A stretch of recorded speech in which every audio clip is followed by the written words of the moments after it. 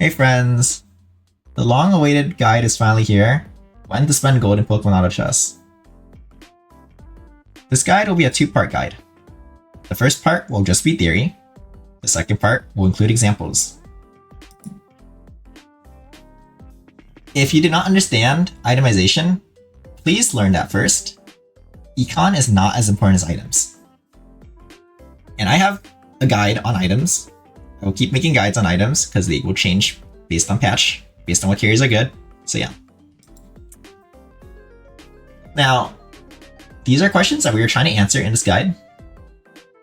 Keep in mind that we are not answering anything about mechanics. So you don't know how the mechanics work, you don't know how econ works in general, what a win streak, what a lose streak is. You can learn that in a different video. There are plenty of guides on YouTube, the main server, on the wiki, you can read all that. We are aiming for an 1100 to even rank one level of understanding. And I hope anyone watching the video can take something away from this guide. Okay, let's first look at some theory. So let's try to optimize the efficient spending curve. This is what it looks like if you spent money perfectly from stage 1 through 11. And this is without unknowns, without baby, without water, without psychic, without Amicoin, none of that stuff. If you have spent gold perfectly, you'll get 117 gold. This is more realistic. So this is not including 1 unit wins like EV on stage 2 and like that type of nonsense. You'll get 112 gold, which is 5 less than the perfect situation. And yeah, it removes all the 1 unit wins. This is what it looks like to play Open Fort. Notice, you get 2 less gold for playing Open Fort, 40 to 60 less HP from playing Open Fort. Sorry, you can end up at like 50 HP, 40 HP by the time you hit stage 12 or 11. So obviously, having more gold and more health is better. So you want to be here. If you have to, you're going to be here. Memorizing these patterns is very important. And also, memorize more patterns. Because you don't have to just play Open Fort or full econ win streak. You can also be playing other things like Baby 3, Ground or Water. I put Water win streak because technically that's the most amount of money, but that's kind of unrealistic because oftentimes Water does not win streak that much. But if Water does win streak that much,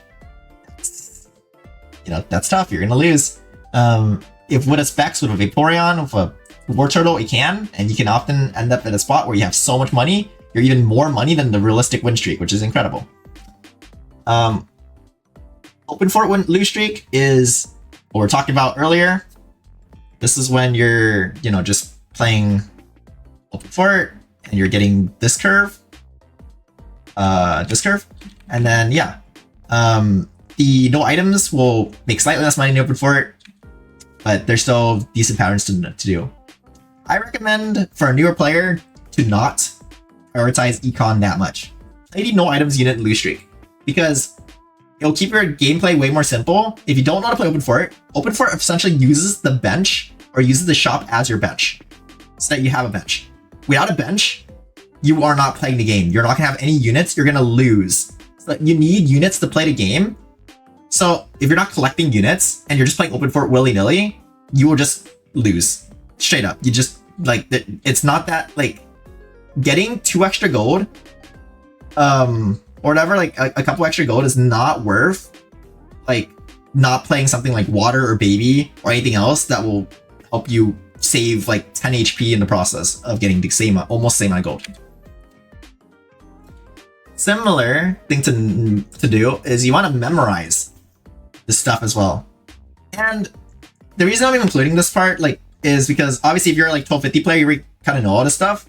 But if you're newer, memorizing, the early curves and memorizing the levels at which you should level up, or the stages at which you should level up, is really important.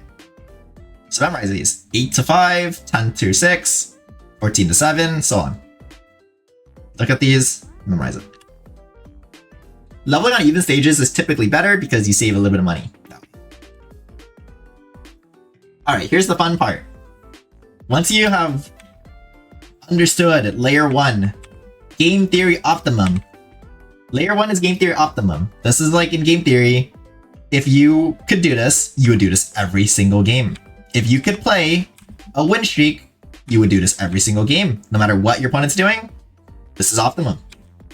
But you want to be able to break the curve. And so, you know, the equilibrium will require understanding what breaking curve is like as well. Now, if you want to learn how to break the curve, I recommend reading this guide. I wrote it. It's on the main server. Check it out. Main server, go to guides, look for it. We are going to briefly talk about this guide because it is important to understand like when to spend money. So the 100 streaker, or what I call the 100 streaker, which is a role that you can play in this game, is the person that is this person. This person is the 100 streaker. They got 112 gold by stage 11. They didn't lose a single fight, and they played perfect econ. Okay, that's the 100 streaker. Second win streaker is the person who lost to that person. And first, the bottom lose streaker is the person who's playing open fort. The second lose streaker might be the person playing baby. Those are, you know, kind of how what you want to tropes that you kind of want to label them towards. But have more precise definitions of this in the guide. The other important things you should look out for is Thanos, aka the person you cannot beat, and then the people contesting you. Okay, those are people, because people contesting you want to roll before people contesting you roll. And then Thanos you want to look out for because you don't want to spend resources on Thanos. Thanos is too powerful to beat. So here's a case study. Open fort or the bottom streaker versus the 100 streaker. And they fight on stage 12. What happens? If the bottom loot streaker spends down to 20 or even full 0 to beat the 100 streaker on stage 12, and the bottom streaker loses, but they can beat the next 3 or 4 players, it's fine for them. Because you think about it, they're already on a lose streak, so they continue their lose streak. But the reason they would do this is because they want to beat the 100 streaker. The reason why the 100 streaker beat them probably, even if they spent to 0, is because the 100 streaker might have matched them. But keep in mind that the 100 streaker matches the bottom streaker, then they might lose to the second streaker because they'll have less econ than the second streaker at some point, and they'll fight them at some point. So keep in mind, someone else might be able to beat the 100 streaker, even if you make them match you. So why making them match you is super important is because, well, even, let's say they don't match you and you beat them, you stop their streak. Hog, you stop their streak. The reason why stopping their streak is so important is because if you fight them on stage 12, you're going to fight them on stage 20, stage 21, and you will lose a second time. Because they will have so much more money than you, you will lose a second time. And if you didn't already notice, you're around 40 HP at this point. You got cut down to 30 HP. You use it a second time, you're on 10 HP. That means if you lost to any other player, you are screwed. You have to become Thanos. But if, you know, you're losing to this type of player, then you're not Thanos. They are Thanos. So that means that you're gonna lose again and again, and you're just gonna go AFK. So keep that in mind for the record. In terms of game theory, the bottom streaker's job is they're at odds with the 100 streaker, because if they lose to the 100 streaker, they have to quite literally become Thanos to win the lobby, or to even like catch up in the lobby. And Thanos being to beat everyone else. That's why I remember a game that, you know, if you guys watched the tournament video where I lost to Tort around like stage 13 or 14, I believe, when he was 100 streaking. And I said, like, in that video, I said that now my goal is to beat everyone else and become Thanos, or else we will literally lose. And obviously, back in the day, I would like play Baby 7 a lot, and I would lose all the way up to stage 14, and then become Thanos, right? Like, if you have to become Thanos, that might be the best way of like coming back sometimes.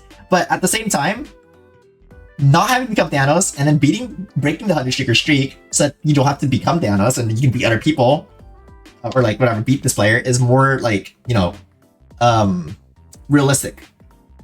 So that's why the 100 streaker and the bottom streaker are at odds with each other. Now, this goes into this theory, is who should you counter? You should counter people that are starting to catch up to you or break your streak. So the 100 streaker and the bottom blue streaker are at odds because they threaten to break your streak. You should counter people that can be realistically beaten if you commit resources. Let's say the bottom win streaker only committed 10 gold to beat the 100 streaker. The 100 streaker should also commit 10 gold because it's not that many resources. So just commit down with them. It might be a game of chicken because if they commit to full 0 and then now you want to commit to full 0 and then you're like suddenly in the spot I was saying earlier, right? Setting the full 0 is fine if you scout at the next 2 or 3 opponents and knowing that spiking will likely beat them. And do it off of intuition. If it fails, try again. Because here's the thing. You'll never know unless you try. And so if you are a player who has never sent the full 0 on stage 16, do it. See what happens. Here's my tip for sending the full 0. Try to save at least 40 gold and a diddle before you send the full 0. The reasoning is because if you roll about 40 times on a level 8, you are likely to hit your ultra as long as they're in the pool. If you have less than 40, the odds are not in your favor. So you're gonna be complaining, well, why did I roll 30 times and then hit Rhyhorn? That's because the odds aren't in your favor to hit the Rhyhorn, my guy. You need you need at least 34 gold. But 40 is like a break code for me because I want to be more consistent than the 34. Okay? And that's pretty much it. Try not to dip below 20 unless you're deciding to send the full 0. Because if you're dipping below 20, you might as well send down even more anyway. The other thing is that if you are playing the game and you're spending gold, don't spend gold against Thanos or people that you can't beat. So when you're trying to counter someone, like if you're playing Psychic and you're trying to counter Ice and you can't beat them, then don't spend gold on them. It's not going to be worth your time. You might want to spend gold on someone else. And then obviously prioritize beating the people that are at odds with you in terms of rolls. Okay, friends. I did a lot of talking, so now it's up to you to answer these questions so that you can prove that you understand the material. So, what stage do most people level to level 8? And you should pause, take a second, I'll go over it. It's going to be stage 16, 18, or 20, because these are the even stages. Mostly 16 is the most common one. Okay, if you leveled, do you want to roll on that stage? When? And why? Okay, so the answer is it depends. If you need to counter a player or beat a contester, it might be worth leveling. If not, then you might want to slow roll instead. Game Theory Optimum says you want to slow roll, but again, sometimes you want to match the equilibrium and be more inefficient if other people are matching you as well. I think that's pretty much it for this video. If you enjoyed the yapping, all the learning, then feel free to leave a sub because I am working towards 1,000 subs. And yeah, you'll get an alert when the next video comes along, when we actually start analyzing in-game examples. I want to get this out first for you guys because I think all this theory is very important. And this took me maybe like 3 or 4 hours to write, by the way. Like this is not, it looks very short because I condensed it, but it's a lot of information. So if you want to watch it back, digest it, pause at certain points, go for it. No one's, the learning is on your end. Try one thing and learn it do one thing at a time. Don't try everything at once, because that's the thing. Like, if you, let's say, you're trying, the theory out, right? You're trying to spend your bottom blue streaker, you're trying to send down on the win streaker. Try that in one game. See if you like it or not. And if you don't like it, then, then try being a win streaker more often, it's just one of those things that it's also based on style of gameplay, but at the same time, these are tried and true things that I've done that I know work for me. So